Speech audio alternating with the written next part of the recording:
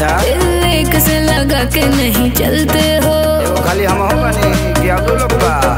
हाँ daily daily तुम girlfriend बदलते हो, दिल से लगा के नहीं चलते हो। सभी कहते हैं तू दगाबाज हो गया, दगाबाज हो गया। सुनो पहले ऐसा नहीं था जैसे आज हो गया, धोखा खा खा के मैं भी धोखेबाज हो गया। पहले ऐसा नहीं था जैसे आज हो गया, धोखा खा खा के मैं भी धोखेबाज हो गया।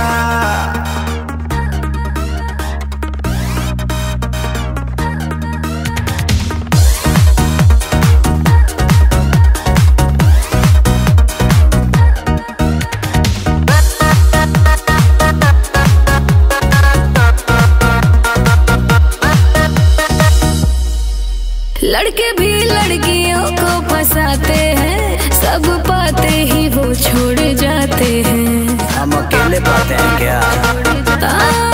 लड़के भी लड़कियों को फंसाते हैं, सब पाते ही वो छोड़ जाते हैं। जैसा सोच रही वो वैसा मेरा करैक्टर नहीं, आम आदमी हूँ मैं कोई फिल्मी एक्टर नहीं। बात वायरल है तू छोरी बाज हो गया। अरे क्या सुन रही हूँ तेरे बारे में यार, बोल। सारा नीच तोरे लगबा। पहले ऐसा नहीं था जैसे आज हो गया, धोखा खा खा के मैं भी धोखेबाज हो गया। पहले ऐसा नहीं था जैसे आज हो गया, धोखा खा खा के मैं भी धोखेबाज हो गया।